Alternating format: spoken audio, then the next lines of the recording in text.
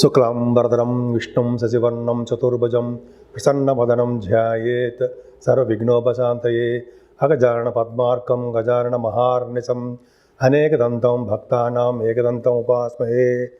ఓం గం గణపతయే నమః. ఓం శ్రీమాత్రే నమః. ఓం శ్రీ గురుభ్యో నమః. మా ఆది ఆస్థాలను చూస్తున్నట్టు మీ అందరికీ, అలాగే విదేశాల్లో కూడా ఉంటూ నా వీడియోస్ చూస్తూ నాకు ఫోన్ చేస్తూ ఉన్నటువంటి మీ అందరికీ కూడా పేరు పేరున నా హృదయపూర్వక నమస్కారాలు. ఇప్పుడు మనం ఉగాది గురించి చెప్పుకోబోతున్నాము. అంటే మార్చి 30 తారీఖున 2025 నుంచి 19 మార్చి 2026 వరకు కూడా ఉగాది వేడుకలు జరుగుతాయి. ముఖ్యంగా ఈ ఉగాదిని విశ్వావసు సంవత్సరము అంటాం. విశ్వావసు సంవత్సరం అంటే విశ్వావసు అనే రాజు గంధర్వుల రాజు అవుతాడు ఆయన. అంతేకాకుండానండి, ఈ ఉగాది అనేది ఆదివారం పూట మొదలవబోతోంది. అంటే ఆదివారం నాడు రాజు సూర్యభగవానుడు రవి ఈ సూర్యభగవానుడు రాజు అవుతాడు. అలాగే మంత్రి చంద్రుడు అవుతాడు. సూర్యభగవానుడు రాజు అవడం వల్ల దేశంలో అల్లకొల్లాలు, అలాగే అగ్ని ప్రమాదాలు, రాజకీయాల్లో మార్పులు, అగ్ని ప్రమాదాలు, ఇందాక చెప్పినట్టుగా అగ్ని ప్రమాదాలు ఎక్కువ ఉండడము, జల ప్రళయాలు, వీటికి కారణం కూడా సూర్యభగవాను వల్ల జరుగుతుంది. అలాగే చంద్రుడు మంత్రి అవడం వల్ల ఈ సంవత్సరం మొత్తం కూడా పంటలు సస్యశ్యామలంగా పండుతాయి. అంతేకాదండి, ఈ విశ్వావసు సంవత్సరంలో ఈ విశ్వావసు అనే రాజు గంధర్వ లోకానికి రాజు అవుతాడు ఆయన. సో ఈ రాజుగారు వల్ల ఈ గంధర్వ లోకంలో ఎప్పుడు నృత్యంతోనూ, అలాగే పాటలు పాడడంలోనూ ఎప్పుడు నిమగ్నమై ఉంటారన్నమాట. అందుకని ఈ సంవత్సరం మొత్తం కూడా ఎప్పుడు కూడా సంతోషంగా ఆనందంగా ఉంటూ ఎక్కువగా కళాకారులకి అద్భుతంగా ఉండడానికి అవకాశం ఉంది. అంటే కళాకారులు కూడా ఎప్పుడు ఆనందంగా అన్యోన్యంగా ఎప్పుడు ఉంటారు. కళారంగం బాగా ప్రాముఖ్యత సంతరించుకుంటుంది. అదే నృత్య కళాకారులకి, సంగీతంలో ఉన్న వాళ్ళకి, అంటే డ్యాన్స్ అంటాం, నృత్యం ఉంటే సంగీతం ఉన్న వాళ్ళకి బాగా పాపులారిటీ పెరుగుతుందండి. మీ పాటల రీత్యా విదేశాలకు వెళ్ళడము, యాంకరింగ్ వృత్తిలో ఉన్న వాళ్ళకి బాగా ఉండడము, నృత్య కళాకారులకి అద్భుతంగా ఈ సంవత్సరం మొత్తం ఉండడం బాగా జరుగుతుంది. ముఖ్యంగా ఈ సంవత్సరంలో పంటలు బాగా పండుతాయండి. రైతులకి బాగా కలిసి వచ్చే కాలం అని ఖచ్చితంగా చెప్పచ్చు విశ్వావసు సంవత్సరంలో. అంతేకాకుండా ఈ విశ్వావసు సంవత్సరంలో కూడా ప్రేమ పెళ్ళిళ్ళు అధికంగా బాగా జరుగుతాయని ఒక శాస్త్రవచనం.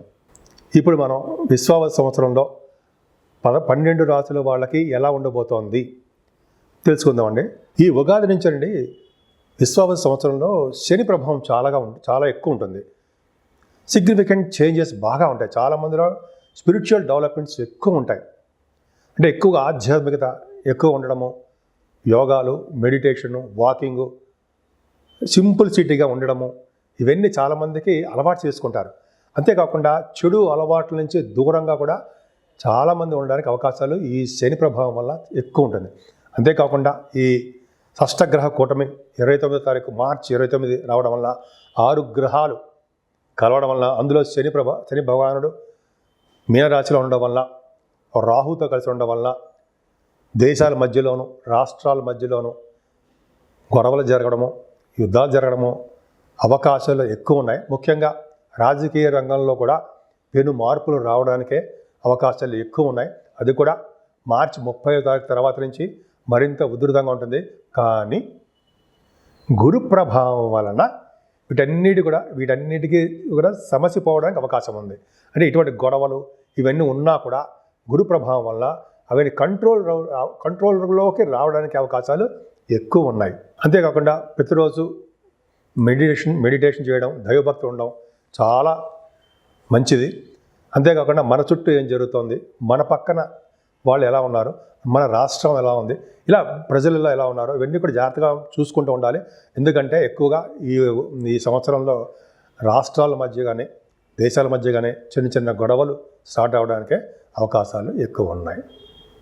కాబట్టి మనం అంతా అప్రమత్తంగా ఉండి దైవభక్తి ఎక్కువ ఉంటే, అలాగే గురు ప్రభావం వల్ల కూడా చాలా మటుకు కంట్రోల్ అవ్వడానికి అవకాశాలు ఎక్కువ ఉన్నాయి.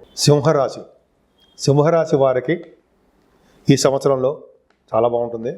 ముఖ్యంగా మీ రాశిలో మఖ 1, 2, 3, 4 పాదాల వారు, పుబ్బా నక్షత్రం వాళ్ళు 1, 2, 3, 4 పాదాలు ఉత్తర 1వ పాదము మీ సింహరాశిలో ఉంటాయి. మీ సింహరాశి వారికి ఆదాయం 11, వ్యయం కూడా 11, రాజపూజ్యం 3, అవమానం 6.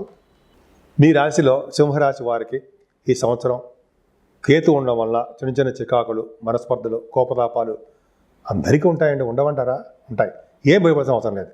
ఎందుకంటే ద్వితీయ భావంలో రవి బుధులు ఉండడం వల్ల బుధాదిత్య యోగం సెప్టెంబర్, అక్టోబర్ నెలలో మీకు రావాల్సినటువంటి మొండి బాకీలు ఉంటే అవి వచ్చేయడము, దీర్ఘకాలంగా పెండింగ్లో ఉన్నటువంటి డబ్బులు రాలేదు అన్న వాటికి అవన్నీ రావడం జరుగుతుంది సెప్టెంబర్, అక్టోబర్ నెలలో.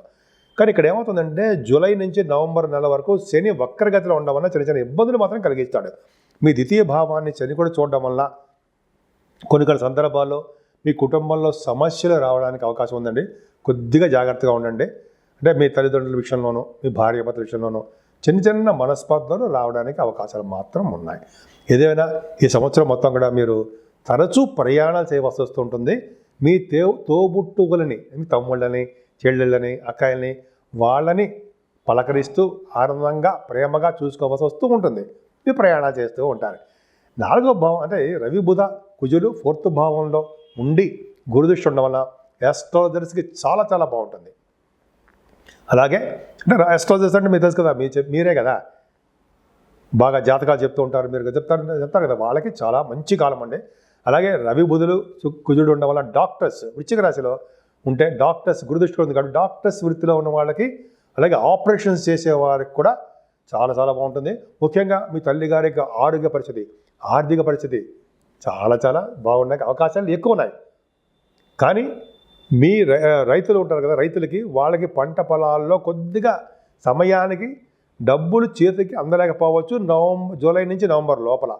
మిగతా మాసాల్లో చక్కగా అభివృద్ధికరంగా వాళ్ళు సంతోషంగా ఉండడానికి అవకాశాలు ఎక్కువ ఉన్నాయి. నవంబర్ నెలలో మరింత డబ్బులు బాగా ఉంటాయి మీ దగ్గర.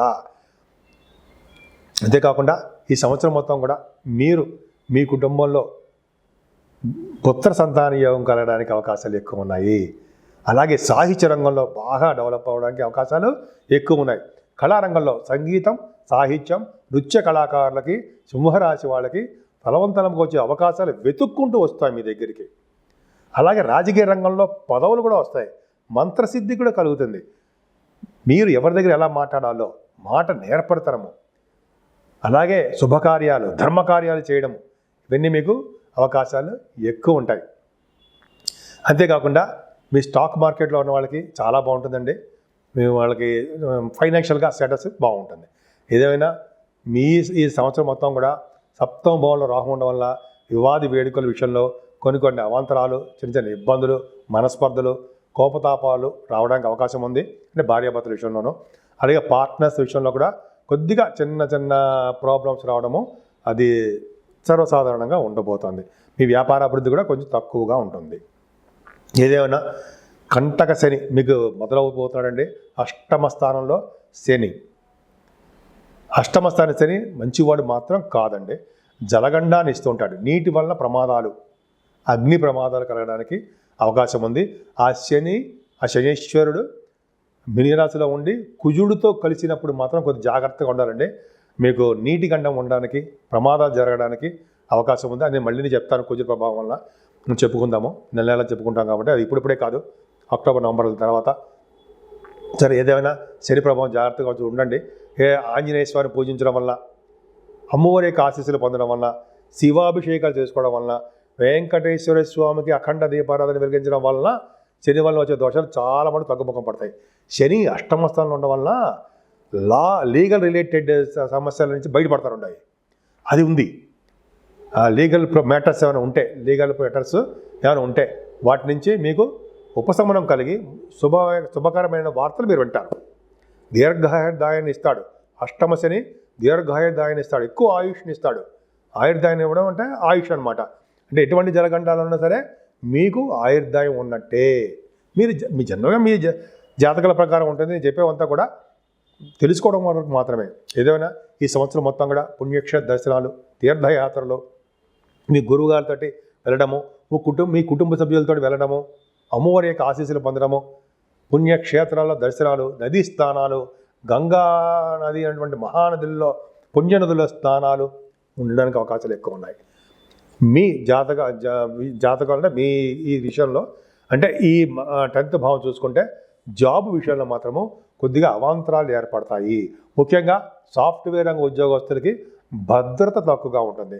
గవర్నమెంట్ రంగ సంస్థల్లో పనిచేసే వాళ్ళకు కూడా ప్రమోషన్స్ కానీ లేకపోతే వాళ్ళ యొక్క ఉద్యోగాల్లో మార్పులు కానీ సంభవించబోతున్నాయి. కొద్దిగా జాగ్రత్తగా ఉండండి. ఆడవాళ్ళకి చెప్తానండి, మీరు ఎంత కష్టపడ్డా కూడా ఆ జాబులో నిలదొక్కడం కష్టం అవుతుంటుంది, జాబు రావడం కష్టం అవుతూ ఉంటుంది ప్రస్తుత పరిస్థితుల్లో. పైగా మీకు అష్టమ స్థానాలు శని ఉండడం వల్ల కొద్దిగా చిన్న చిన్న అవాంతరాలు, అందుకని శని దృష్టి మీ దశమ స్థానానికి ఉండడం వల్ల చిన్న చిన్న ప్రాబ్లమ్స్ ఏర్పడుతూ ఉంటాయి. ఏదేమైనా మీరు బాగా గుర్తుంచుకోవాల్సింది గురు బలం ఒక్కటే. ఆయన ఒక్కటి చాలండి మీకు. లాభస్థానంలో మే 5వ తారీఖు, మే 15వ తారీఖు నుంచి ఆయన మీకు రాబోతున్నాడు, లాభంలో రాబోతున్నాడు. ఆయన ఒక్కడి వల్ల మీకు ఎటువంటి అనారోగ్య సమస్యలు వచ్చినా, ఎటువంటి ఇబ్బందులు వచ్చినా సరే నేనున్నాను చెప్పి గురుడు ఖచ్చితంగా కాపాడి తీరుతాడు. మీ ఉద్యోగంలో అంతే బ్రహ్మాండంగా కాపాడుతాడు. ముఖ్యంగా మీరు వ్యాపారస్తులకైతే బ్యాంకింగ్ రంగంలో ఉన్న వాళ్ళకి, విద్యా సంస్థలో ఉన్న వాళ్ళకి, ఈ ఫైనాన్స్ అండ్ అకౌంట్స్ సంబంధించే వాళ్ళకి, అంటే చార్ట్ అకౌంటెన్సీ, కాస్ట్ అకౌంటెన్సీ అంటాం సరే, వాళ్ళకి వాళ్ళ వృత్తుల్లోనూ వ్యాపారాల్లోనూ సక్సెస్ అవుతారు ముఖ్యంగా. అలాగే వస్త్ర పరిశ్రమల్లోనూ, ఫుడ్ బిజినెస్లో ఉన్న వాళ్ళకి, అలాగే గోల్డ్ సిల్వర్ బిజినెస్లో వాళ్ళకి, ఇలాగే ప్రతి రంగంలో ఉన్న వాళ్ళకి కూడా వ్యాపారాభివృద్ధి ఉండి తీరుతుంది. ఫుడ్ బిజినెస్ కూడా. అందుకనే గురువు లాభస్థానంలో ఉన్నాడంటే కంటిన్యూస్ ఫ్లో ఆఫ్ పని. శని వల్ల వచ్చే ఆటంకాలన్నిటి కూడా పోగొడతాడు గురుబలం ఉండడం వల్ల. కానీ శనిని మనం నిర్లక్ష్యం చేయకూడదండి. శని భగవాన్ని, శనీశ్వరుని పూజించవలసిందే మనం అంటే మీరు. తర్వాత 12వ భావంలో కూడా గురుడు ఎగ్జాల్టేషన్లోకి వస్తున్నాడు. అంటే మీకు యాక్చువల్గా 8th హౌస్ లార్డ్ అవుతాడు కదా. మీకు 8th హౌస్ లార్డ్ 12th భావంలో అంటే ఫారిన్ కంట్రీస్ తిరుగుతుంటారు. ఫారిన్ వెళ్ళడానికి అవకాశాలు ఎక్కువ ఉంటాయి. అక్టోబర్, నవంబర్ నెలలో విదేశాలు వెళ్ళడానికి అవకాశం ఉంటుంది. ఏదైనా జూలై నుంచి నవంబర్ నెలలో శని వక్రగతిలో ఉంటాడు కాబట్టి ఆ 4 నెలల్లో July, August, September, October, November 4 నెలల్లో కొద్దిగా మీరు జాగ్రత్తగా ఉండండి. వక్రగతిలో ఉన్న శనీశ్వరుడు మంచి చేయడు. పైగా మీకు రాశి సప్తమాధిపతి కూడా అయ్యాడు కాబట్టి మీ ఆరోగ్య విషయంలోనూ, భార్యాభర్తల విషయంలోనూ, వ్యాపారాల్లోనూ కొద్దిగా శ్రద్ధ వహించండి. వాటి నుంచి అధిగమించడానికి మాత్రము ఆంజనేయ స్వామి ఒక్కడే కారణం. మనల్ని ధైర్యంగా, మన బుద్ధిని, బలాన్ని ఇస్తూ ధైర్యాన్ని ప్రసాదించేవాడు శ్రీ ఆంజనేయ స్వామి. ఆయన పక్కనుంటే చాలు అద్భుతమైన ఫలితాలు మనకు వస్తాయి. సో ఈ విధంగా 12వ భావంలో గురుడు సన్మానాలు జరగడము, విదేశాలు వెళ్ళడము, స్టాంపింగ్ అవ్వడము, మంచి వాడికి మాత్రమే ధనం ఖర్చు పెడుతూ ఉండము, అన్నదానము, మీరు చెరువులు బావులు తవ్విస్తారు ఉంటాయి. కర్కటక రాశి 12వ భావం కదా. అలాగే పుణ్యక్షేత్ర దర్శనాలు అద్భుతంగా ఉండడము చాలా మంచి జరగబోతుంది. కొద్దిగా సప్తమ స్థానంలో రాహు, అష్టమంలో శని, ఇద్దరు దోషం అయినప్పుడు కూడా అమ్మవారి యొక్క పూజలు నిరంతరం చేయడము, పుణ్యక్షేత్ర దర్శనాలు, అలాగే పీఠాలు కూడా, అమ్మవారి పీఠాలు దర్శించడం వల్ల, శనీశ్వరుని తైలాభిషేకం చేయించుకోవడం వల్ల, మందపల్లిలో కానీ మీ దగ్గర ఉన్న దేవాలయాలు కానీ శనివారం మీకు ఎప్పుడు వీలున్నప్పుడు శనీశ్వరుడికి తైలాభిషేకం ఖచ్చితంగా చేయించుకొని 11 ప్రదక్షిణలు ఆంజనేయం చేయడం వల్ల శని వల్ల వచ్చే దోషాలు పరిహారం అవ్వడానికే అవకాశాలు ఎక్కువ ఉన్నాయి.